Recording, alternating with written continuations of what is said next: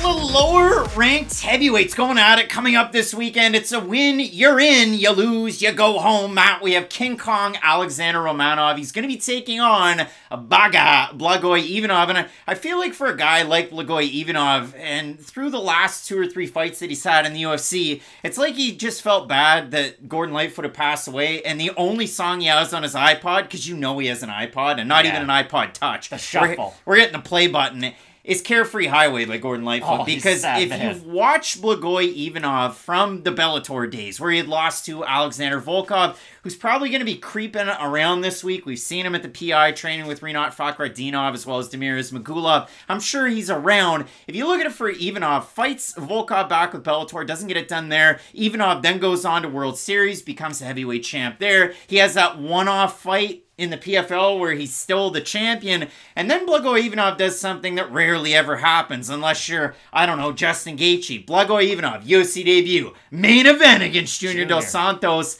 and Ivanov doesn't win that fight. But what we've seen out of Ivanov in the UFC is not necessarily a propensity to grapple, which we were used to. I mean, a combat sambo world champ back in 2008. Split a couple of matches against Fedor Emelianenko. Ever heard of him? But if you've watched Blagoy Ivanov, it's a lot of low volume, lay, pray as you stand. And he's one of those guys, we saw it last weekend, the old Snap City late in a fight, trying to tire down a fighter. Blagoy Ivanov does that like the best of them. You saw that in his fight against Augusto Sakai, which he somewhat controversially did lose, and Sakai grabbed the fence on that last takedown attempt. What I've seen out of Ivanov, I mean, there have been a couple of flashes. You saw that short shot that he took against Tai Tuivasa that dropped him. You saw in the second round the phantom tap in that one by Tuivasa, but they didn't call it. Ivanov ends up getting the win there, and that's probably, I would say, his best win that he has so far in the UFC. And that's the weird thing, because you mentioned he debuted against JDS. You would assume he has a bunch of big wins by now. But for Ivanov, he's a great defensive fighter. He will get hit by some shots, but that's kind of the unfortunate thing to say about him. That gets people going on Saturdays. And that's my big problem with this card, why I was smiling during the intro for this fight. I think the opening fight to this fight card is going to be really fun, right? That's a fight you want to show your friends who don't know a lot about the sport. The problem is this fight comes after it. So you've got to find a 20-minute window to go do a fun activity to get them away from the TV so that their overall just impressions of the sport aren't ruined. Because there is a world out there where these two guys do have a lot of clinch work. Romanov goes for a lot of those high-amplitude takedowns, those high-frequency takedowns that he enjoys. Doesn't get any of them. And then we just have Blagoy Ivanov, who he is really heavy on top. He does have very good technique, though, with his overhooks and underhooks. I know people make fun of Dominic Cruz for talking about those, and I know it does get tired after a long time, but that's the good thing about Blagoy Ivanov. He has great fundamentals in a lot of those areas, and that's why he wins out in a lot of those spots. Think about Holly Holm at this stage of her career, right? I know we talk a lot about the kickboxing and the striking, but how does she win a lot of these fights? It's a lot of very intelligent cage control and very high MMA IQ moves, and that's why this fight's so difficult to predict. Romanov can go in there and throw Ivanov one time, and I know that's a very high, I guess, risk strategy to go for, but he has the strength to do it. He has the ability to do it. The problem is, if he doesn't get the first, if he doesn't get the second, what version of Romanov are we going to get as this fight continues? He looked absolutely terrible against Alexander Volkov his last time out. And for Romanov, he lost to Volkov. He got finished in that fight just like Blagoy Ivanov did. But if you consider it for a guy like Romanov, he tries those first few. But that was a weird fight for Romanov. Coming off a loss, they were like, hey, you want to fight Alexander Volkov next? Yeah, and it really was an odd fight. And again, you had Romanov coming off of a loss where it was to Marcin Tybura, and it was a fight where Romanov dominated the action in the first round. Pretty surprising that they didn't score it a 10-8. I mean, you did end up having one of them, so majority decision win for Tybura. Second round, third round, Alexandr Romanov is quite tired. The only fight that we've seen Romanov fight with a weird cardio was his fight against my guy, the Canary Islands' own Senegalese wrestling champ. It's Juan Espino, and in that fight, Espino wins the first round. Romanov wins the second round. But he also had a magnet in his cup, and in the third round, he gets hit below the belt. It goes to a technical decision. Romanov ends up winning 2 of those rounds. But if you watch the first round against Juan Espino, it's full power, coming off the Ultimate Fighter, Juan Espino, after a long time away. But you know how good Espino is. He took a bit of a detour after the Ultimate Fighter in wrestling, and Romanov pressures the action up against the fence, And then with his back to the cage, it's like a judo toss throw from Juan Espino. And Espino's on top for large portions of that first round. So for Romanov, all the big actions don't necessarily equate to all the big wins. And we kind of give a similarity or a comparison between Romanov and a guy out of the Romania area. And that's Nikolai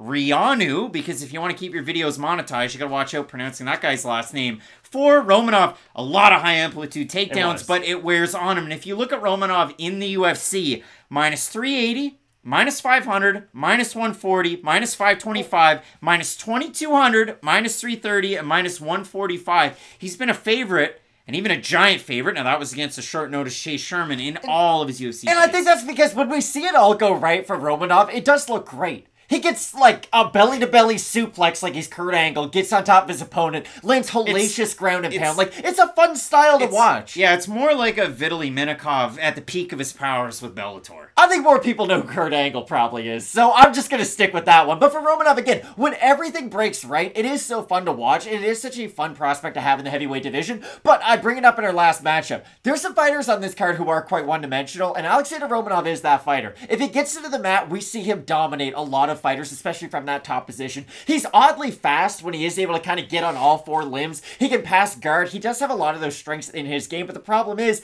when he doesn't get the game, or when he doesn't get the fight to where he wants it, what else is there in his game that can go out there and win a lot of rounds? There's just not a ton. That's it for Romanov. 10 of 16 wins are by submission in ways such as arm triangle, neck crank, 3 forearm chokes, one against Marco Sergio de Lima in the UFC, rear naked choke, as well as the old key lock. Get him out there. Steve Mowry likes that key lock at heavyweight with Bellator MMA. Matt, when you look at it in a matchup like this, I mean, it is also southpaw versus southpaw, and if a knife to the heart couldn't kill Blagoy Ivanov and made him look like a 50-something, 20-something, then I don't know what it aged him horribly. If you look at this matchup, Matt, I mean, it's crazy that the doctors walked him out of that hospital to take pictures after he gets stabbed. It's crazy this is the second fight on the card where normally this would be the co-main event, so let's just be happy with the card placement. I'm cool that Romanov is a slight favorite. We have a look at the Tapology votes. Surprised us there to you.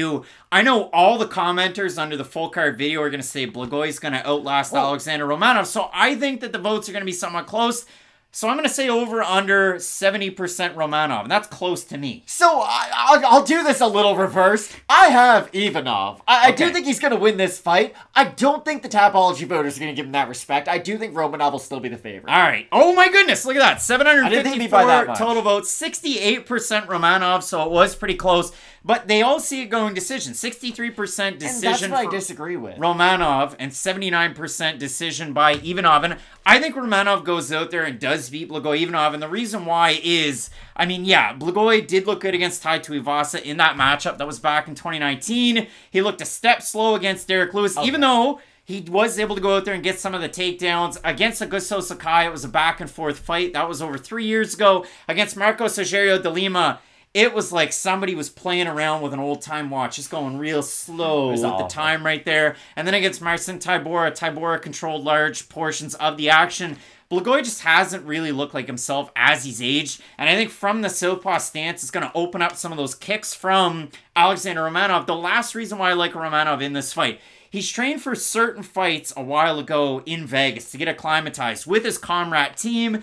Now, this one, he's been back home training at Lion Comrat. Before he fought Marcin Tybura, he was over in Thailand training with Anatoly Malyakin, Arjan Singh Buller. Yikes. He was able to get the win there. That was last weekend. And getting ready for the fight that he had his last time out against Volkov, he was competing in a lot of grappling tournaments, was Alexandr Romanov. But for this one, it seems like it's been a lot of wrestling to get him ready for a guy like Ivanov. Ivanov does have some decent takedown defense in the UFC, although we've seen De Lima, Tybura, and Derek Lewis tested a little bit.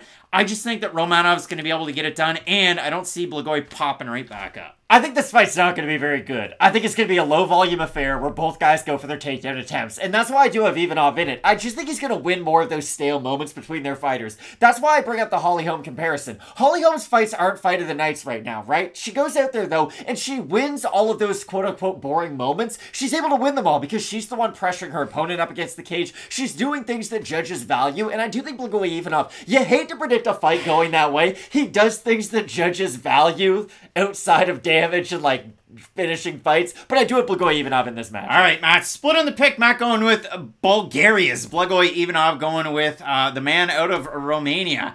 It's actually Moldova. We have Alexandr Romanov. Matt, some big-time fights on this card, including Joanderson Britio, who's going to be taking on Westin Wilson. You're not going to want to miss it. Keep it locked in with Fight Night Picks. We always say, let's get into it.